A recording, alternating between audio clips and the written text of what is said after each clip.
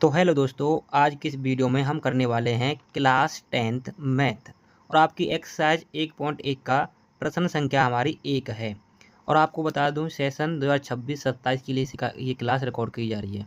आपकी 2026 में आप 10th में आ चुके हैं और 2027 में आप 10th का बोर्ड एग्ज़ाम देने जा रहे हो। तो मैथ का आपका जो सारा डर है ना, आज के बाद आपका सारा डर खत्म हो जाएगा। आपको चैनल को सब्सक्राइब कर लेना है, बेल आइकन को ऑन करना है, जिससे हमारी नोटिफिकेशन आपको मिलती रहे। तो जितने भी मैथ के क्वेश्चन हैं 10th क्लास के, उन्हें हम आपको बिल्कुल आसान तरीके से समझाने जा रहे हैं। तो आपका एक्सरसाइज 1.1 का पहला क्वेश्चन है। तो पहला क्वेश्चन क्या कहता है हमारा कि निम्नलिखित संख्याओं को अभाज्य गुणनखंडों के गुणनफल के रूप में व्यक्त कीजिए। अब आपको बच्चों को परेशानी होती है कि फेयर में कैसे करें, तो इस वीडियो को देखने के बाद क्वेश्चन का जो तरीका है, सबसे आसान तरीका हम आपको बताएंगे और समझाने की गारंटी मैं आपको पूरी लेता हूं। अगर आपने इस वीडियो को पूरा देखा तो आपको इसी वीडियो में पता चल जाएगा कि समझ में कैसे आता है मैथ। आपको सारी ट्रिक, सारे अच्छे तरीके, सबसे आसान तरीके सभी आज की क्लास में आपको मिलने वाले हैं। अगर आपने यूट्यूब पर बहुत सारी वीडियो देखी हैं, उनमें से समझ में नहीं आता है, तो हम आपको गारंटेड 100 में से 100% समझा कर देने वाले हैं। ठीक है, आपका ये भी सवाल खत्म हो जाएगा हमें ये फेयर में करना कैसे है। आपको कुछ नहीं करना है, एक्सरसाइज डाल लेनी है फेयर में और उसके बाद प्रश्न संख्या डाल लेनी है, क्वेश्चन उतारना है। उतारने के बाद अब आपको करना क्या है, आंसर की बात आती है हमें किस तरीके से करना होता है। तो हम यहाँ लिख देंगे अपना आंसर ANSWER। ठीक है, कौन सा तरीका है, अगर आप यूपी बोर्ड में हैं, हिंदी मीडियम से आप पढ़ रहे हैं, तो आपको इसी तरीके से फेयर में क्वेश्चन उतार लेना है। ब्लैक पेन से, ब्लू पेंसिल से आपको आंसर देना है। तो सबसे पहला क्या है हमारा 140 के में अभाज्य गुणनखंड करने हैं। तो आज से पहले आपने किस तरीके से किए हैं मुझे नहीं पता है, पर आज की वीडियो में आपको मैं आसान तरीके से समझाने वाला हूँ। तो सबसे पहले आपको यहाँ 140 उतार लेना है और उसके बाद आपको यहाँ बराबर कर लेना है। सिंपल सी बात है। अब जो आपको करना है वो रफ्कार में आपको क्या करना है, अलग से, फेयर में नहीं करना, ये अलग से एक जो आप रफ्कार स्कूल की करते हो उसमें करके लाना। फेयर में आपको क्या क्या होता है ना, मैं आपको बता देता हूँ। अब आपका रफ्कार के लिए क्या रहने वाला है, चलिए पहले हम रफ्कार कर लेते हैं। तो अब हमें यहाँ क्या करना है भाई, हमें यहाँ पर 140 के अभाज्य गुणनखंड उतार लेने हैं। देखते हैं अभाज्य गुणनखंड क्या होता है। आपको पहली बात तो ये समझ में आनी चाहिए कि अभाज्य किसे कहते हैं। अभाज्य संख्या उन्हें कहते हैं जिनमें सिर्फ स्वयं का और एक से भाग जाता है, वो संख्या अभाज्य कहलाती हैं। तो सबसे छोटी जो अभाज्य संख्या होती है वो आपकी होती है 2, उसके बाद आती है 3, 3 के बाद आती है आपकी 5, 5 के बाद 7, 7 के बाद 11, 11 के बाद 13, डॉट डॉट करके बहुत सारी अभाज्य संख्या हैं। अगर हम पहचानना चाहें तो कैसे पहचान सकते हैं, मैंने अभी बताया आपको, जिनमें स्वयं से भाग जाता है और सिर्फ एक से। आपको मैं बता दूं 2 अभाज्य संख्या, क्योंकि इसमें एक से भाग जाएगा और आपका सिर्फ 2 से भाग जाएगा। और ऐसे ही 3 को मैं चेक करने का प्रयास करूंगा, 3 में 3 से भाग जाएगा और 1 से भाग जाएगा, और कोई संख्या इसमें भाग नहीं दे सकती है। सबसे बड़ी बात तो ये है। अच्छा, तो सबसे पहले हम 2 का भाग देते हैं 140 में।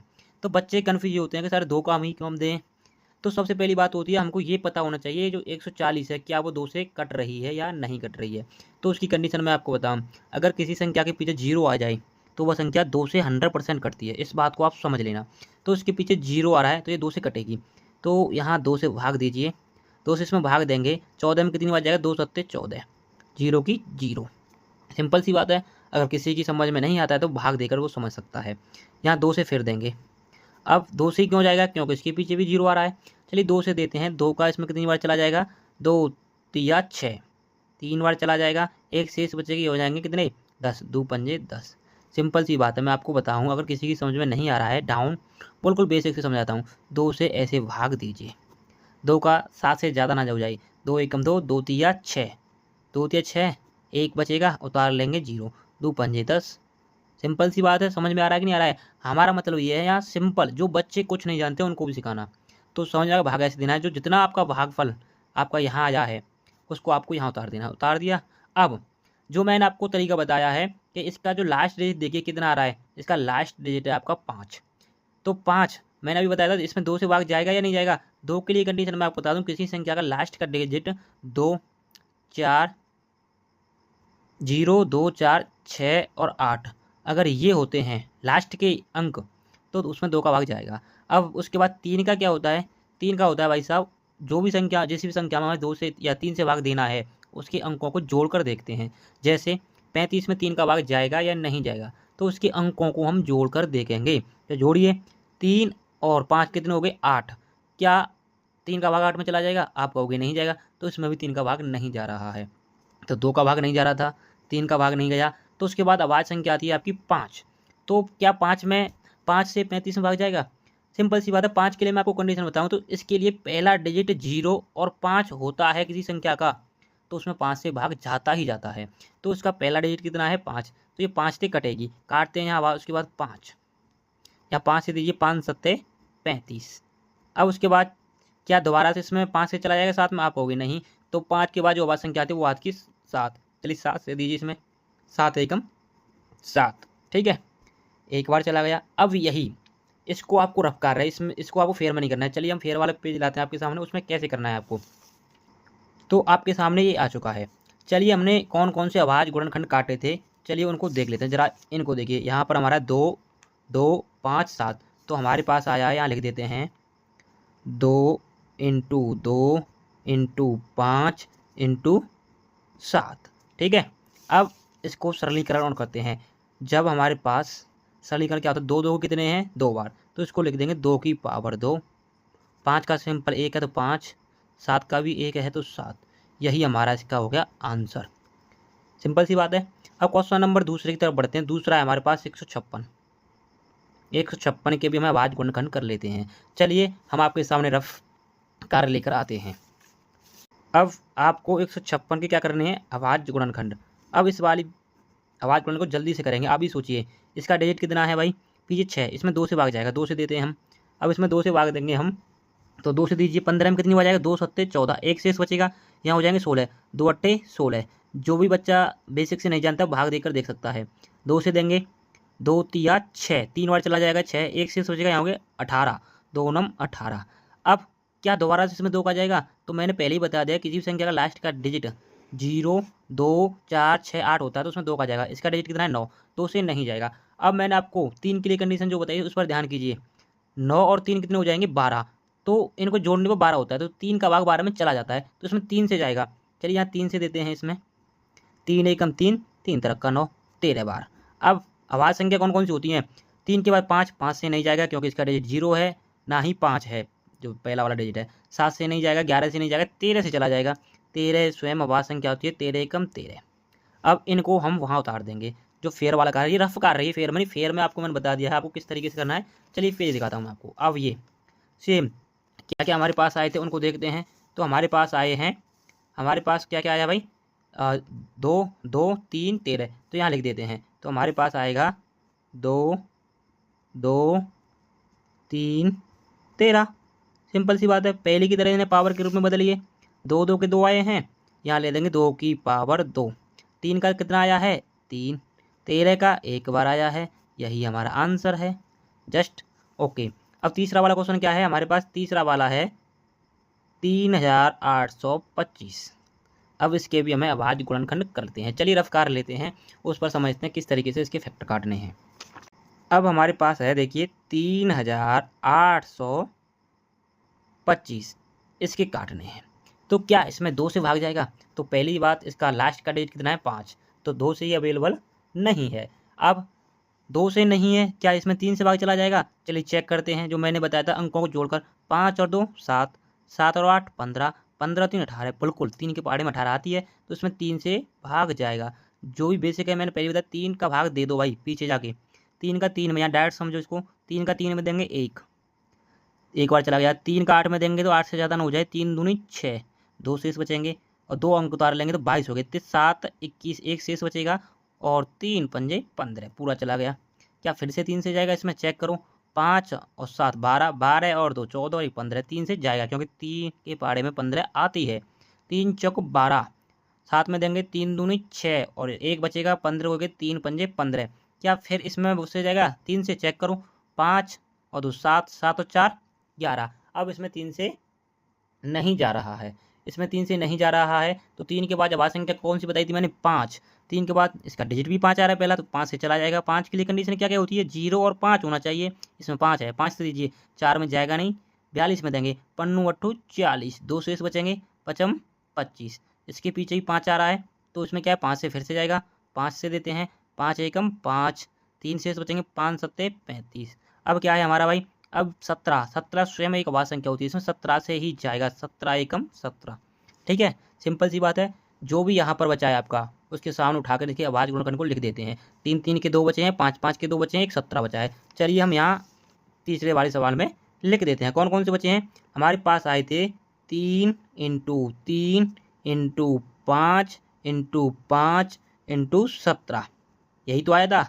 चलिए इनको पावर के रूप में बदलते हैं। 3 3 के कितने आए हमारे पास, 3 के 2, यानी 3 की पावर 2 हो जाएगा।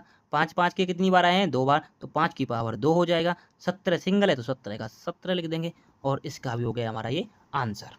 ठीक है, अब हम चौथे वाले को करते हैं। चौथा वाला हमारा सवाल कितना है, 5005।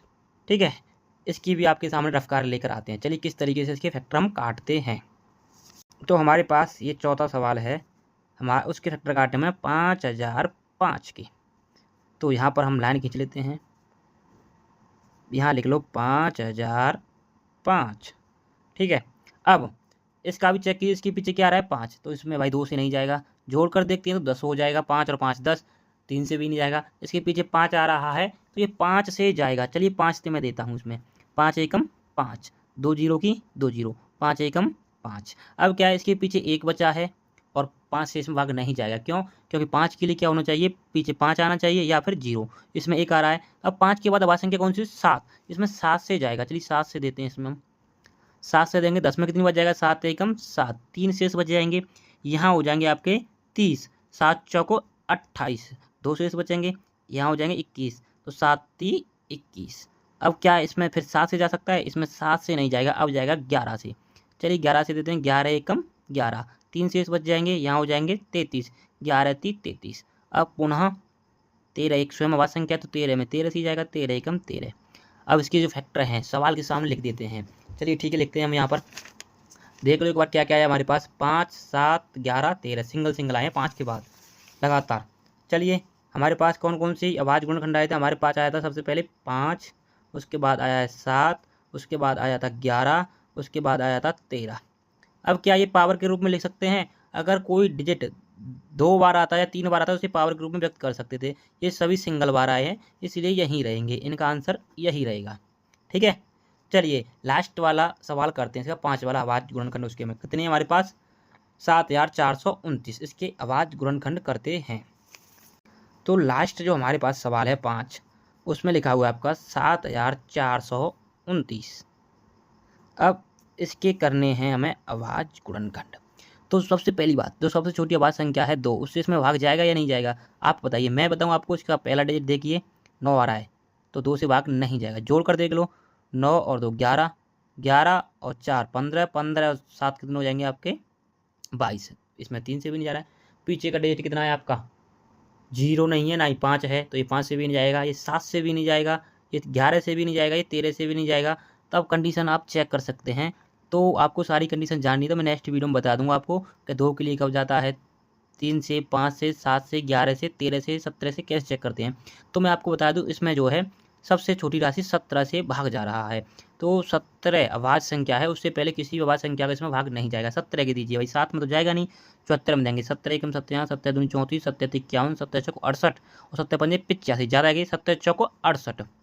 अब 68 हुए हैं, यहाँ 74 में से 68 को आप प्लस कीजिए, कितने बचेंगे, तो 68 घटाएंगे हम तो 2 उधर बच जाएंगे, 6 इधर 62 हो जाएंगे। फिर करो 17 चौको 68, 68 ज़्यादा हो गई, 17 51, 62 में से 51 को उठाएंगे तो कितने बचेंगे, 62 में से हम 51 को उठाएंगे तो 9 इधर और 2 उधर, 11 11 बच जाएंगे और 11 के बाद 9 उतारेंगे 119, 17 सत्ते 17 छिक्के 117 सत्ता 119, ये 17 से कट गया। अब 17 के बाद इस पुनः 17 से नहीं कटेगा, 17 के बाद जो अभाज्य संख्या आती है वो आती है आपकी 19, अभी 19 से कटेगा। चलिए 19 से काटते हैं, तो 19 से कितनी बार कटेगा, 4 में नहीं जाएगा, 19 दूनी 38, 38 में से 43 को माइनस करेंगे तो कितने बचेंगे 5। अब 5 बचे और 7 डालेंगे 57, 57 दीजिए 19 से कितनी बार जाएगा, 19 × 57। क्या फिर 19 से जाएगा, नहीं, क्योंकि 23 स्वयं एक अभाज्य संख्या होती है, तो 23 एकम 23 आ गया कि नहीं आ गया। तो बच्चा इसमें कन्फ्यूज होता है कि 2 से दें, 3 से दें, 5 से दें या 7 से दें या फिर 11 से 13 दें, वो कन्फ्यूज हो जाता है। इतनी भी संख्याओं से चेक कर लिया अभी नहीं जा रहा है, तो सबसे पहले ये 17 से जाएगा, 17 के बाद 19 से, 19 के बाद 23 से चेक कर लेना। बहुत बढ़िया सवाल है ये आपके लिए। बच्चे परेशान होते हैं इसमें किससे कट रहा है किससे नहीं कट रहा है। तो आपके सामने पेज आ चुका है। जो 5वां सवाल था आपका वो है हमारा 7429। अब मैंने कौन कौन से फैक्टर काटे, सबसे पहले ये गया है इसमें 17 से, फिर गया है 19 से और फिर गया है आपका 23 से। अब इसमें कोई रिपीट नहीं हो रहा है, डबल नहीं हो रहा है। 17 सिंगल है, 19 सिंगल है, 23 सिंगल है। ये आपको इस तरीके से। अब जो पहला क्वेश्चन है आपको फेयर में किस तरीके से करना है, आप डाल लीजिए। आपको एक्सरसाइज 1.1 प्रश्न संख्या 1 क्वेश्चन जो है आपको ब्लैक पेन से उतारना है यहाँ तक। उसके बाद आंसर इस तरीके से करना है। आंसर में आपको इसी तरीके से किसी भी बोर्ड, आप किसी भी स्कूल में पढ़ते हो, कैसा भी स्कूल हो आपका, हिंदी मीडियम से है, एनसीईआरटी उसमें बुक पढ़ाई जाती है, तो आपका एनसीईआरटी का क्वेश्चन जो है इस तरीके से सॉल्व होना है। ठीक है, स्क्रीनशॉट ले लीजिए, आप अपनी फेयर में कर लीजिए अच्छे से। आपको ये क्लास कैसी लगी कमेंट बॉक्स में ज़रूर बताइएगा और वीडियो को लाइक करें, दोस्तों को सजेस्ट करें। हम आपको मैथ का बेहतर से बेहतर तरीका, बेहतर से बेहतर सॉल्यूशन देने का प्रयास करेंगे। आपके लाइक से और आपके सब्सक्राइब से ही हमारा हौसला बनता है। बस आज के लिए बस इतना। अगली वीडियो अगले क्वेश्चन के लिए तैयार रहें, सॉल्यूशन आने वाला है। बेल आइकन ऑन रखिए। बोलिए जय हिंद, जय भारत।